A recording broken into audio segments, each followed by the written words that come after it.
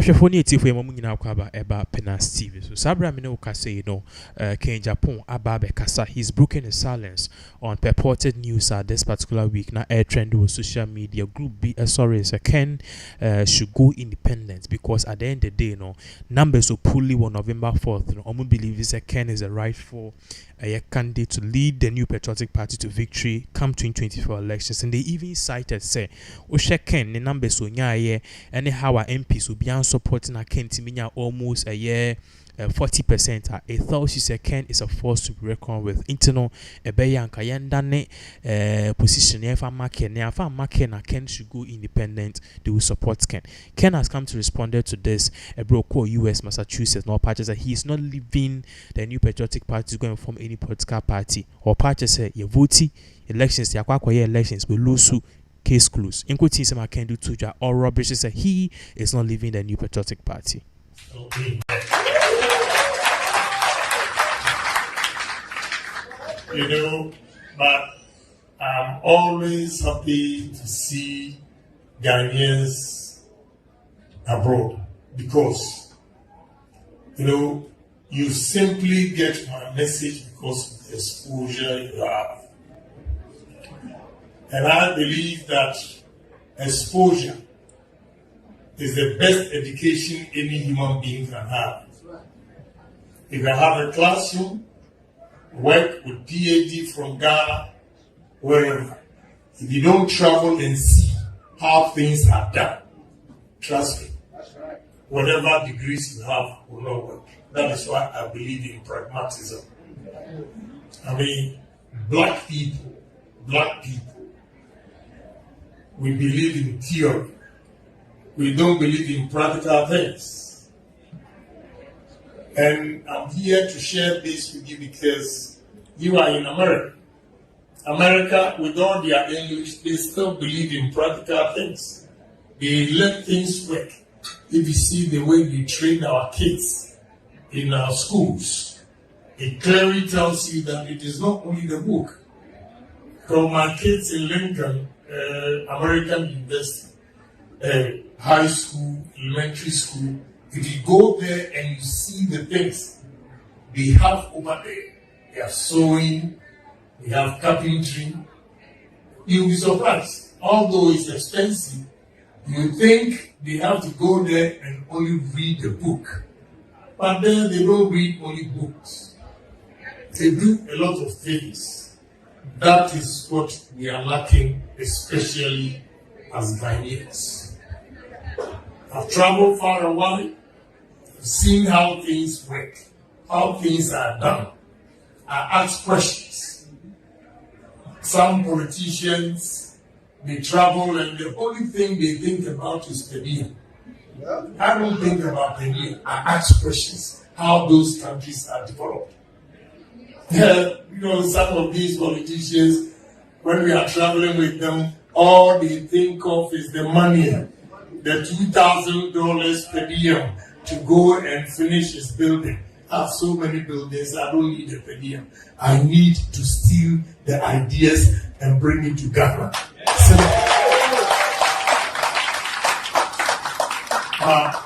You know, the people have decided. We haven't given up. I'm not giving up the vision. I believe in my vision because I've seen it work elsewhere. And therefore, I still believe in it that as Ghanaians, we are human beings. And what Indians are doing in Ghana, we can do it. What Lebanese are doing in Ghana, we can do it. What the Chinese are doing in Ghana, we can do it. Ghana is not poor. It's not poor in the sense that if an Indian takes a loan from India and comes to Ghana and now he operates Melco, making money. When you go to Paris, there's a young man I met on the flight from China to Ghana, Emirates.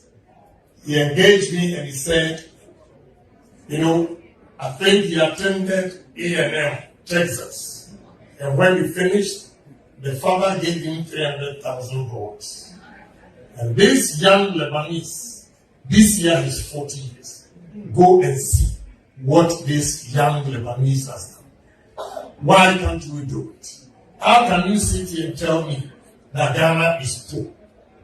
All the steel companies we have in Ghana are owned by Indians, Lebanese, and Chinese. Towels. We've been in Ghana for so many years, and Chinese have come to set up these industries.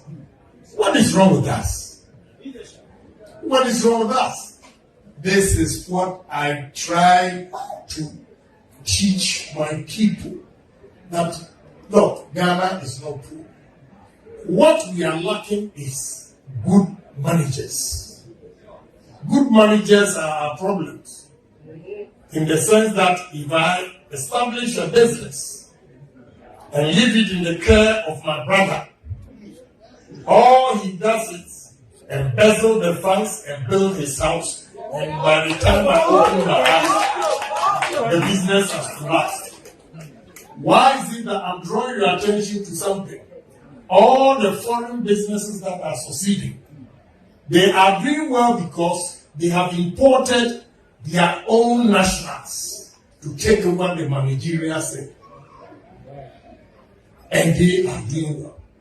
Ghanaian businesses are not doing well because the Ghanaian managers, I'm sorry, I'll tell you the truth, they will just steal your money.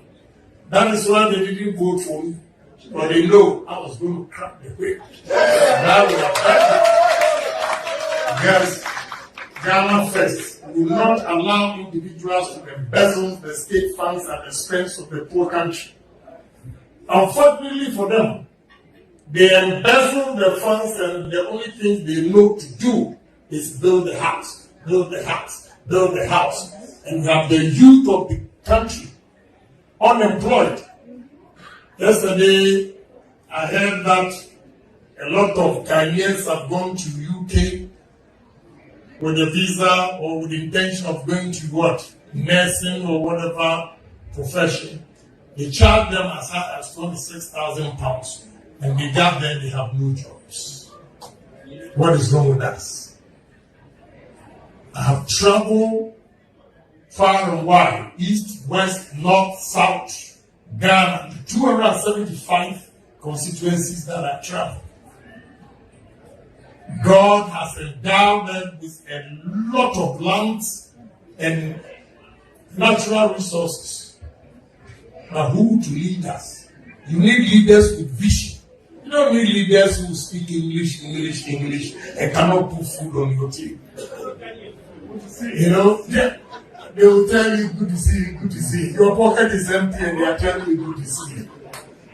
All these lands that we have, you need to have time, visit Ghana, go to the rural areas and see what God has given to us, and we are not tapping it. So I'm not giving up my vision. Whatever I was telling them, all I'm asking you is to pray for me for long life and good health. And one by one, all the mistakes I pointed out to them, I will execute it and create jobs for the youth of this country. I would have retired completely. But when I look at the young men and women that have no jobs in our country, I cannot give up like that. We will continue to fight. And it says, he who fights and runs away lives to fight another day. So I'm not giving up. I'm not somebody who gives up easily. I've made sure my travesties and all those things, I change it to be a trump card. Trump. That is what I believe in. So you should all not be disappointed. This is the first time. If there's life, there will be another time. And that time, the experience we've had through these contests will give us a proper showdown.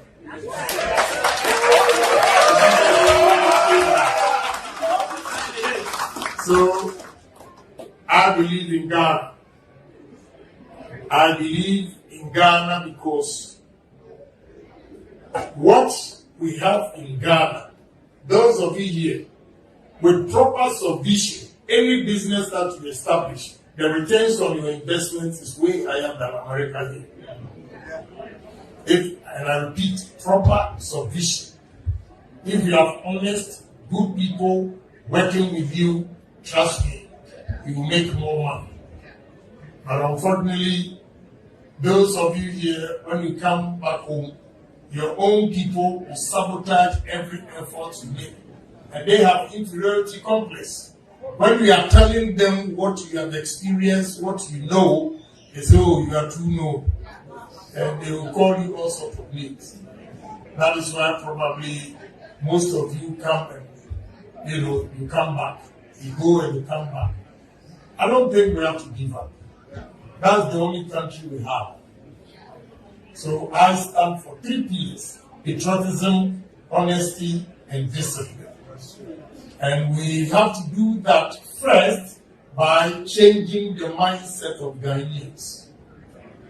If we don't change the mindset of Ghanaians, we can bring Jesus Christ to take over the country, you will fail.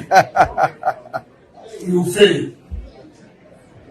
So if we are able to educate Ghanaians to take their destiny into their own hands by being patriotic. If you are patriotic, I make a reference in the Bible where it says that love thy neighbor as yourself. If you are patriotic, you love your country. If you are patriotic, you will not steal from the country. So it's very, very important that we inculcate this into Ghanaians. If not, it's a non-starter. We can't do anything with this mindset that we have. It's horrible. Horrible in the sense that foreigners are making money in the country. And we citizens, the only job you see us doing is doing the cleaning of these shops. How? It is all because of our mindset. When we were growing up, they would tell you, oh, say, oh, sorry, now you see? So anytime they see a white man, they have inferiority complex. They think the white man is better than him. But I say this to give you confidence. At least, he said, from the village. It's true I'm from the village, but the steel plant alone, I have 38 Indians that I've employed. That boy from the village. I've also employed 38 mechanical engineers fixing the equipment. What makes you think a black man can't do it? We can. We need to challenge ourselves. What we are lacking is the leadership. A man who will take the mantle and speak the truth, look at your face and tell you that you are wrong. I'll put you in jail, and I will jail you. I will jail you. Hey, you give me the opportunity. In America here, if you are late and you are fired from wherever you work, you get reverend to where